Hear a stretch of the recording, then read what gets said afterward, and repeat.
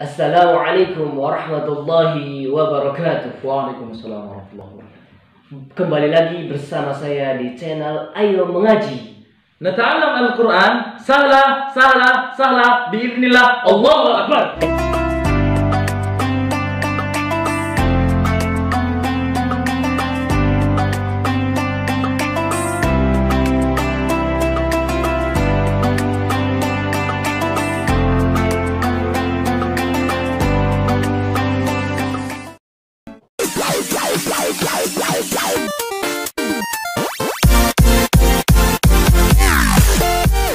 Komponennya apa? Komponennya pertama pihak A dengan pihak B secara sadar dalam undang-undang perdata didasari secara sadar bahwa beliau siap mengikatkan. Tuh, tidak ada paksaan. Jadi semuanya saya siap, ini siap, baru diikatkan, diikrarkan dalam bentuk perjanjian. Diatur dalam undang-undang perdata pasal berapa? Perjanjian? Boleh lupa. Harus sepakat bahwa perjanjian itu harus sepakat. Dalam pasal berapa? Pasal 1320 KUH Perdata. Dikatakan di situ setiap orang yang akan melakukan perikatan harus ada kata sepakat. Yang sadar sepakat. Ya, harus sepakat. Dan tidak boleh yang diperjanjikan itu barang yang tidak halal. Saya sepakat bahwa saya melakukan perjanjian jual beli dengan Habib Alwi misalkan. Habib ya, saya jual nih. Oke siap, tanda tangan dua-duanya. Berarti kan secara sadar, tidak ada paksaan. Sepakat. Barangnya halal. Bagaimana kalau misalkan saya jual beli sama Habib Alwi ini narkoba? Itu dikatakan batal. Demi tidak bisa diperjanjikan. Kenapa? Karena itu barangnya barang yang tidak halal. Makanya nggak ada para pengedar narkoba itu melakukan perjanjian yang satu ikat janji langsung digugat, nggak ada. Digugat ditangkap. Digugat kalau ditangkap gitu ya. Gitu. Karena memang dalam undang-undang itu diatur tidak boleh melakukan perjanjian berkaitan dengan hal yang tidak halal.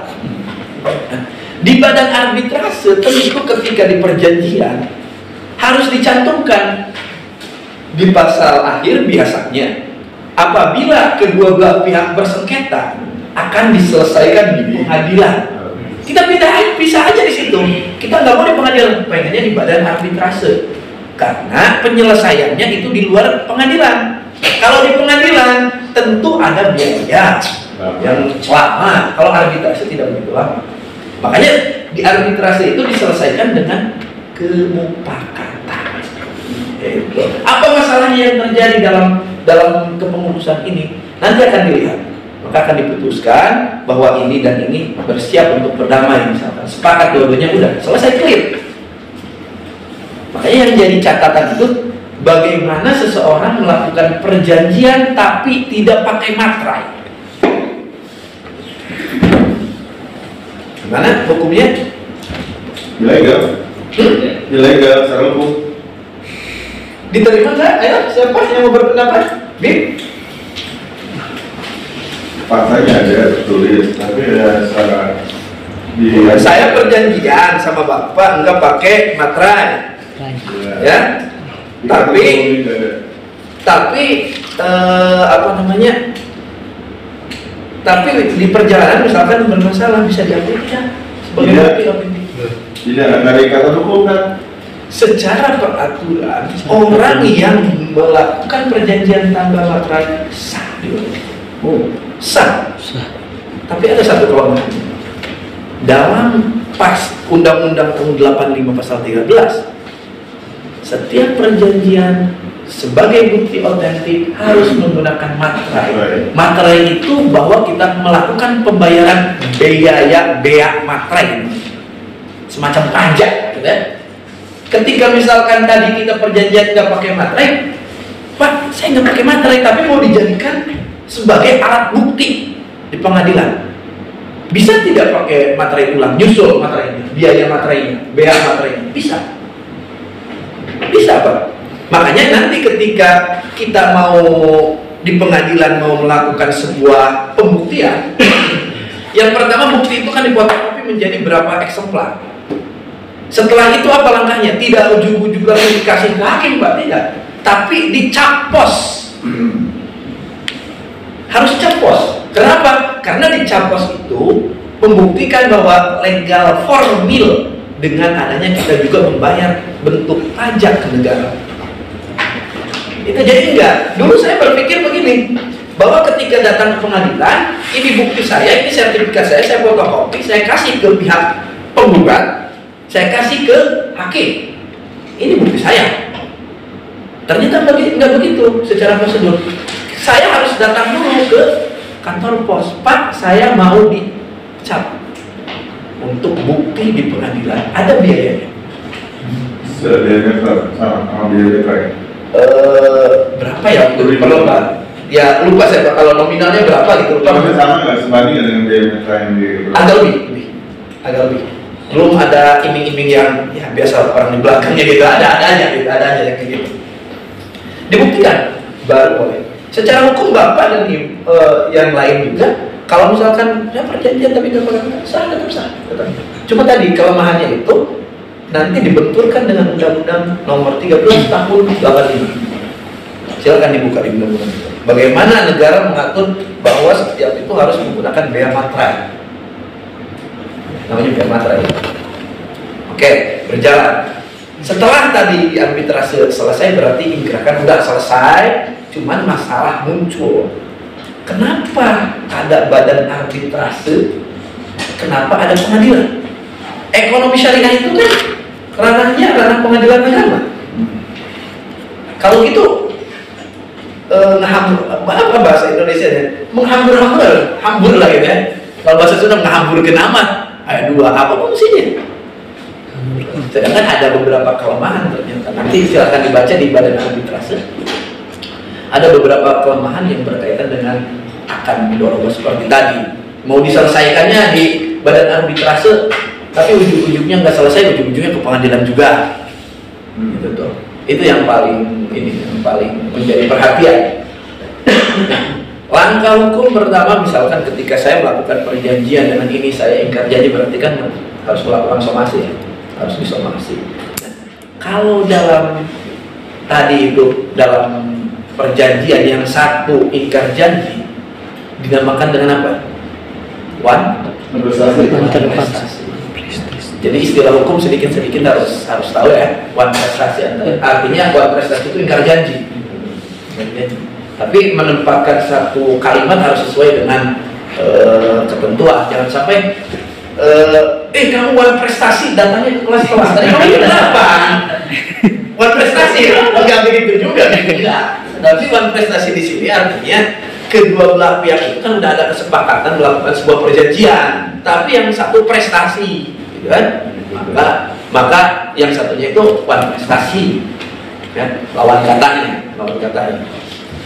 Jadi prestasi juga harus sesuai, jangan sampai wah anak hukum nih gitu ngomong, datanglah melakukan prestasi enggak ya?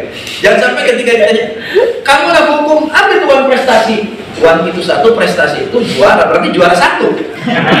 Ada yang kayak gitu, salah tangkap ngomong prestasi, tapi salah tangkap gitu Pak. Ternyata prestasi itu terjadi. Jadi langkah-langkah yang seperti itu memang harus dipahami, itu berkaitan dengan mata kuliah legal drafting. Di legal drafting kan belajar bagaimana cara membuat sebuah perjanjian kan, bagaimana cara membuat sebuah perundang-undangan. Itu legal drafting. Nah, dalam legal drafting banyak yang orang dalam pembuatan sebuah kesepakatan, banyak orang yang tidak tahu biasanya kalau kita di rumah sakit atau pinjaman itu bisa banyak Pak. Pasal A. Akhirnya kita nggak mau baca, langsung aja tanda tangan. Tapi ketika muncul masalah, itu yang menjadi perkara. Muncul masalah kita nggak sadar. Sedangkan kalau namanya sudah ditanda tangan, sudah dilengkapi, itu udah selesai itu. Makanya saya aneh, kenapa sih pihak perbankan itu selalu membuatnya banyak banget, kecil gitu, atau di rumah sakit ya, mau operasi, mau baca udah ada 5 lembar, kita buru-buru juga, diburu-buru kadang. Akhirnya ya udahlah, tanda tangan aja. Tapi ketika muncul sebuah permasalahan, kita mau nuntut susah. Makanya harus jeli dalam membuat surat perjanjian itu. Harus dijelaskan adanya adendum. Apa adendum? Perkara Perkara apa? Masalah baru yang belum dituliskan dalam sebuah perjanjian, tapi esensinya tidak keluar daripada masalah tersebut. Itu namanya adendum. Beda dengan amandemen. Ada adendum, ada amandemen. Kalau amandemen perubahan keseluruhannya kan, baik itu katanya ataupun paragrafnya, itu kan amandemen. Ya, dirombak. Tapi kalau adendum berbeda. Kalau adendum itu esensinya sama, makanya dia dibuat dengan terpisah. Tambahan ya? Ya, tambahan. Ada muncul lagi, bagaimana Pak, saya kredit mobil, tapi di perjalanan yang kreditnya itu meninggal, hutangnya lunas atau tidak, pertanyaannya? Ya, dengan perjanjian awal ya, ada intinya. Asuransi bagaimana? Asuransi termasuk nyawa atau ya, dalam KUH Perdata itu dijelaskan bahwa kalau hutang seperti itu kan ada ahli waris, maka ahli waris wajib membayar kepada hal tersebut. Berkaitan dengan arbitrasi syariah juga ini. Nyambung sebenarnya antara peradilan di Indonesia, arbitrasi syariah satu sebenarnya Pak. Iya. Jadi pembelajarannya itu nyambung, nggak bisa dipisahkan. Nyambung ke bawahnya lagi legal drafting. Hukum kontrak. Belajar hukum kontrak? Belum ya? Jadi tadi itu mana tadi saya berkaitan dengan rumah sakit? bukan dengan finance yang tadi lunas atau tidak lunas. Benar. Di dalam perjanjian itu asuransi klaim mengcover nggak? Sekiranya mengcover, maka dia bisa lunas. Ya itulah untungnya kalau misalnya diasuransikan ya, itu satu keuntungannya. Tapi ketika tidak diasuransikan, anaknya wajib bayar. Tapi jarang berapa? Rata-ratanya kalau kredit pasti ada asuransinya sekarang. Asuransi. Ya? Nggak, maksudnya nggak lunas itu sekarang. Zaman dulu lunas kredit rumah gitu. Kredit rumah berapa bulan, setengah tahun. Ya si objek ini yang mengkredit itu, ya dia meninggal. Itu Lunas rumahnya ya. Kalau sekarang mungkin, waduh, rugi gitu kan. Baru juga kreditnya 2 tahun, masih ada angsuran 13 tahun, belum cukup gitu untuk mengklaim itu semua, belum cukup. Akhirnya ya udah ada lagi. Ya. Jadi itu berkaitan dengan hukum kontrak ya, dengan arbitrasi syariah. Sengketa-sengketa yang memang terjadi di kalangan perbankan berkaitan dengan ekonomi syariah itu diselesaikannya di Badan Arbitrase Syariah. Itu pun kalau dalam surat perjanjiannya dicantumkan ketika ada masalah akan diselesaikan di Badan Arbitrase. Kalau tidak ada, tetap pengadilan nanti ujungnya. Dalam ekonomi syariah. Ya? Nggak bisa milih. Gimana? Nggak bisa milih. Ya bisa. Makanya tadi kata saya di awal, kesepakatan. Sepakatnya kita ketika terjadi sengketa mau diselesaikan mana? Mau di badan arbitrasi silahkan. Mau di pengadilan ya monggo. Kalau tidak puas Pak di arbitrase, itu ada buat tulis bawah kan. Nanti akan kemudian di arbitrase, ternyata di arbitrase tidak ada titik temu gitu ya. Iya. Ternyata di arbitrase malah nambah panas gitu. Nggak selesai. Emang nggak aja orang baca bogol gitu kan. Goblok. Pengadilan gitu. Jadi kalau tidak puas di situ, itu kan sifatnya kan lembaga, lembaga. Ya tadi itu paling kembali kita akan melakukan gugatan pengadilan. Salah satunya. Makanya dalam membuat hukum kontrak itu di akhir harus dijelaskan apabila terjadi sengketa pihak A dengan pihak B akan diselesaikan di mana. Jadi jangan sampai di situ nggak dicantumkan. Sebenarnya banyak sih ya sekarang di kita itu perjanjian, tapi esensi daripada perjanjian itu nggak jelas. Salah satunya apa? Salah satunya tadi itu dia tidak menjelaskan ketika akan bermasalah akan diselesaikan. Makanya butuh orang butuh butuh kita kepada jasa-jasa orang hukum itu, pengacara itu butuh. Kenapa? Karena kita kebanyakan tidak tahu. Tidak tahu. Ya? Kita hanya sebatas kita mau tahu ya, udah tanda tangan atau buat aja gitu, tanpa ada melihat nanti sisi aspek hukumnya ketika bermasalah di mana, sosiologis hukumnya di mana. Sampai sini ada yang mau dipertanyakan dulu sebentar, biar kita santai aja, santai aja nih. Sampai jam berapa? Enggak. Kalau arbitrase syariah itu di bawah keputusannya MUI ada di SKM tahun 93 kalau berarti di Jepang agama enggak? Bukan.